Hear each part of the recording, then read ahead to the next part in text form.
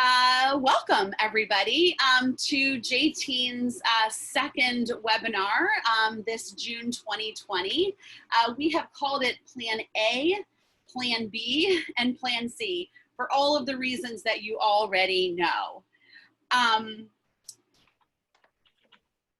The purpose of the conversation today is really to give all of you the opportunity to connect with other professionals who are in your shoes and who are experiencing the same pains, most likely right now, as you are feeling in trying to figure out what 2020-21 is going to look like for all of us.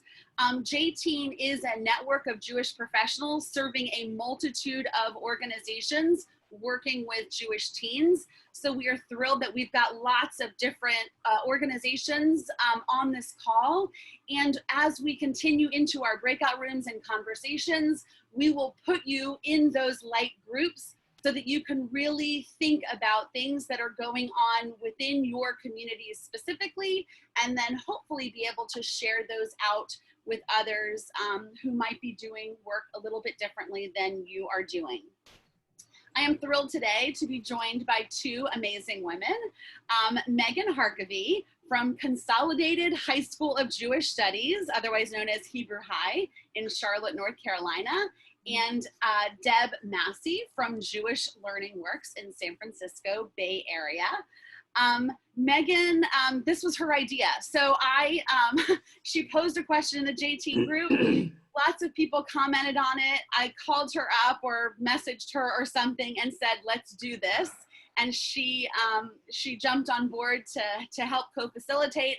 And as our numbers grew, we pulled Deb in as well. So we have a great group of people here to help us out today. So just two quick things. And if you go to the top of your chat, you will see that I have posted two different links for you. You don't need to access them now, but if you want more information, we've got some info on the most up-to-date COVID numbers as put out by the CDC. So that's something that you can access every day. And we want to bring that to your attention because, as we know, those of us who are keeping up with it, which is probably everybody at this point, the numbers aren't really trending down significantly from where we were even a couple of weeks ago. And so that's kind of one of the things that we have to continue to remind ourselves is that, you know, we've got to be conscientious about what's going on around us, what's going on specifically in our communities, and where we are as far as seasons, whether the flu picks up and may complicate things in the fall for us. We just don't know where we're at. So this is obviously the challenge of our conversation today and the reason that we're here. Additionally, as many of you probably know, schools in Israel opened just a couple of weeks ago, and unfortunately, the cases began to rise. And so far, there have been 100 schools already closed. They didn't close all of them yet, but they are closing as cases are rising. And that link to a Haaretz article is in the chat box as well. Just a few reminders before we get going.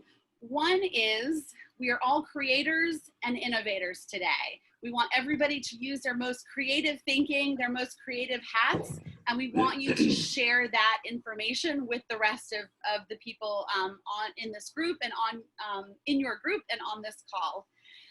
Also, I want to remind people to always look for gems and little nuggets of deliciousness.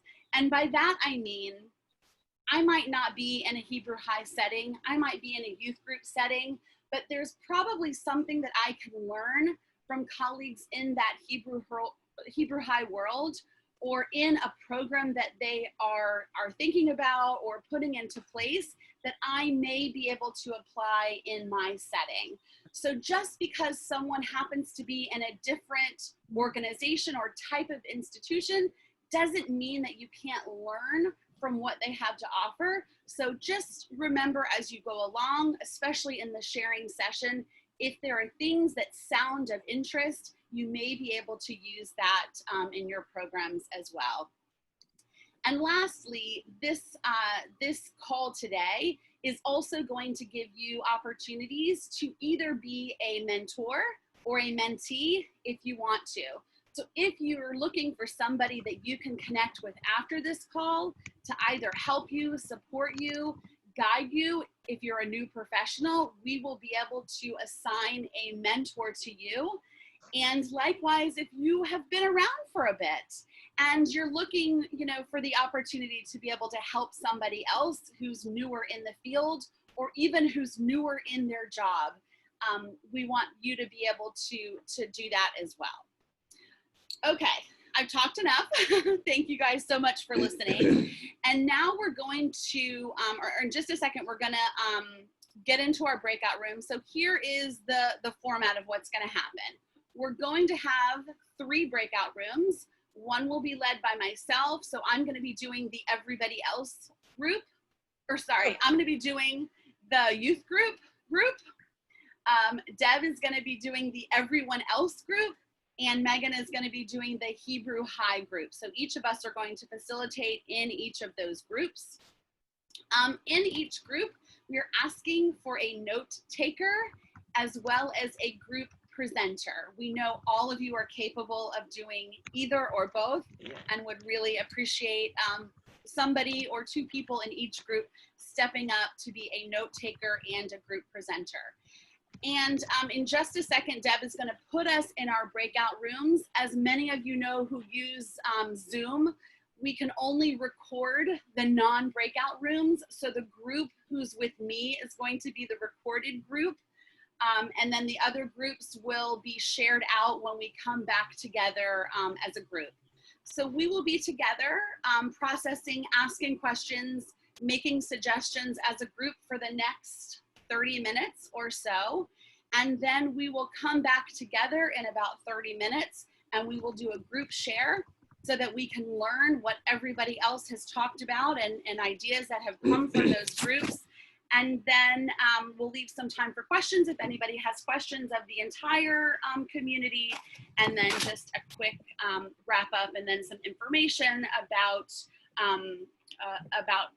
getting the notes and getting the recording in your inbox and becoming a mentor or a mentee if that's something of interest. Back! All right. Now I know how my students feel when I keep popping in and out and they keep appearing and disappearing. Like, where are you going? Now I know. Erica, can you share a list of those organizations that are offering that online content somewhere? Yes. So as I mentioned in one of the breakout groups that there are quite a few national organizations. SEDEC America just did a webinar about a social justice program that they're doing. There is a fee. It's $30 per student. But it's pretty reasonable and it sounds like a really good program. I'll make sure to share this out as well. And then the Lapin Foundation, who has typically only done things in the Massachusetts area, is now opening up their programming in a virtual way on an Israel experience. So both of those, as well as any others that come my way, I try to post in the JTEEN Facebook group. So if you're not a member of that group yet, please go and request to join, because we try to share as much information as we possibly can. And as you find information out there that will be of benefit to others in our community, please post as well. We want to get the word out as much as possible. So in our final, first of all, thank you, Megan. Thank you, Deb. And thank you to our note takers. I think Rebecca was one of our note takers. Thank you so much. And if you want to send me or Deb, either one, your notes, I'll put it into our shared document and then we'll make sure to get that posted. And in the Hebrew High group, was it Judy? It was Judy, yeah. Judy, thank you, Judy, for taking notes as well. So in our final 8 minutes-ish together, I'd love for both groups to share what they discussed, what they learned. You know, there's never enough time. There are never enough answers. We may end up seeing, and I know I popped into both groups, that there are actually similar conversations happening, even if you don't realize those are the same conversations happening in different spaces. So I want to turn it back over to you all and hear from each group. So let's start with the Hebrew High group. And Susan offered to be our sharer. Oh yes, Susan, go for it. She's very sharing. Okay, so basically we're all in the same boat. We don't know what we're going to do. We've pretty much resigned ourselves to at least be virtually teaching, and hopefully to be able to get together in person, because we all recognize that the social aspect is really important. But how do we do that? We can divide our grades into different venues so they're not all in the same building. We can hand deliver dinner meals to our students. We might have outdoor classrooms. Again, you know, we're waiting with bated breath to hear what our governors say, to hear what our school boards say. Some states are already have everything is open, like Texas, and their parents there are willing to go whole hog. But, you know, if this is my own personal statement, we didn't discuss, but if there's a second rise in the pandemic, then, you know, that's going to change everything. So we don't know what we're going to do. I don't know if that, Megan, if you want to sort of add to my synopsis. No, I mean, that was great. We really just all sort of shared what, you know, what we're thinking a little a think a lot of us still just don't know. Yeah. Thank you guys for sharing. And let's go to Deb's Everyone group and see what they came up with. Yeah, Celeste is going to be sharing out with us. Thanks. Awesome. Thanks, Celeste. So it was similar with us. It's not black and white. There's a lot of things to consider, and these were some of the topics that we discussed. One was about keeping students safe and social distancing, and that I think no matter what age you are, it's going to be a challenge. There was an example given that sometimes, like, synagogues will have services, people are social distance, but then afterwards they come to each other and they're very close or give a hug. And so it might appear there's social distance, but then when things are sort of on your own time, like, what are people actually doing? I think I also want to back up. What's good about our group is, I'm sure the other group, we have people in different states with different perspectives, with different opening times. So I know that I learned a lot. You know, we have people from Vermont, Texas, Florida, New Jersey, New York. So I think it's just interesting where you live, different people had experiences. We also mentioned that it's hard to go back to normal until there's a vaccine, and that most probably, you know, if you want a sure thing to go virtual, it could be a challenge. People are Zoom fatigued. However, there could be opportunities. Somebody had mentioned that teens are now interacting with people, with other teens around the world. Had there not been Zoom, this wouldn't have happened. Some other schools are changing their calendars around to make it a longer calendar. So that might be something we might need to think about, is if the school calendar is longer or shorter or breaks, what does that mean for us? One community did a school survey, and the majority of the parents mentioned that the parents want the kids to do in person. And so what does that mean for a synagogue? And that the challenge could be, you know, you have this pod mentality where the kids are in pods, not mixing with other pods. However, if you have a synagogue that draws from a number of different communities, will now the synagogue be a hot spot because of these pods mixing with other students?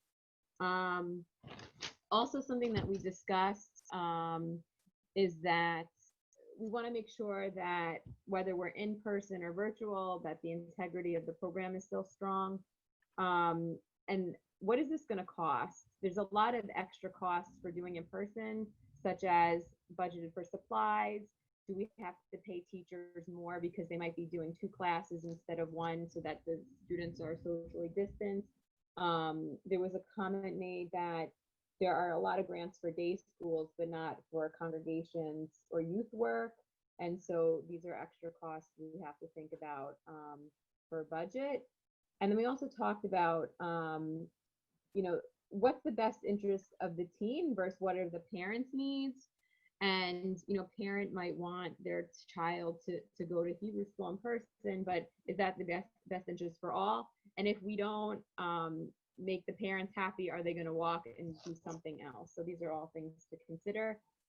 We've talked about maybe August for some communities making decisions, because in another thing that I'm involved with, you know, we were in a different state, you know, what's today's date? The May 11th, you know, June 11th, July 11th is going to be different. August 11th is going to be different. So just to keep that in mind. But then you had mentioned, you know, cases are still rising. So what does that mean? Some other organizations, please let me know if I'm going too much or too long. We just talked a lot. Talked about Zoom fatigue. But then there's ways that people are using Zoom while not using Zoom. So one was like self-care night where they had different art projects that they either did together. They did separately in their house, but the screen happened to be on, but so it was sort of on Zoom, not on Zoom. Or they might start a program and then,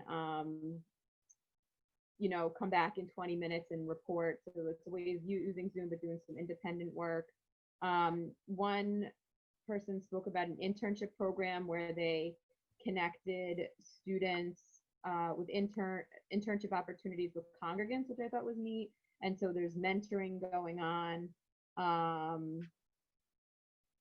Another person talked about social action and doing different social action programs virtually. I think it was Chai Mitzvah, so we'll give you another plug. I'm definitely going on that site after this.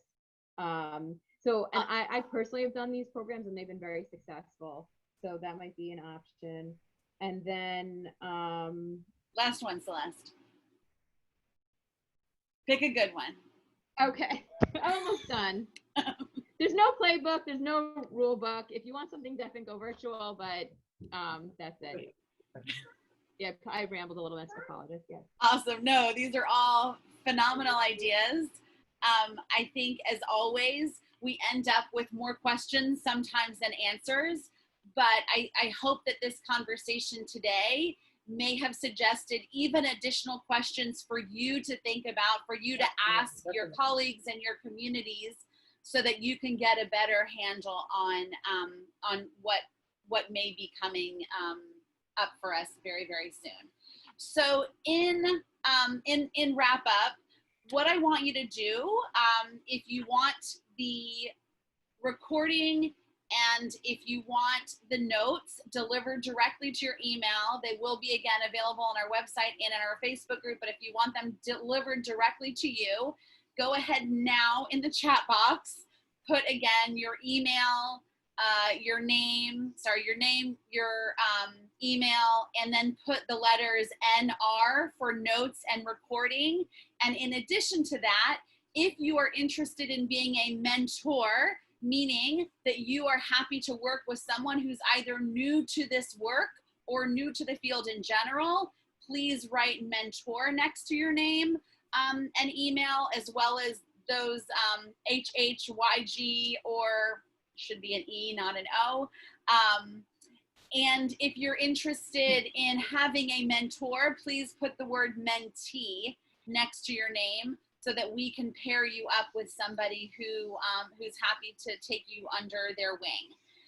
Thank you all so much for participating today. Thank you again to they're not my co-facilitators, you guys facilitated. So thank you, Deb.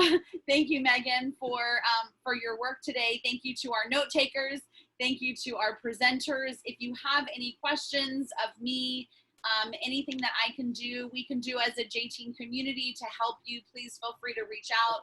You've got my email, you've got our website, and then if you're not already a member of the JTEEN Facebook group and you are not opposed to Facebook, please join that group. Again, we share lots and lots of information there, and lots of people ask many, many questions as well, and support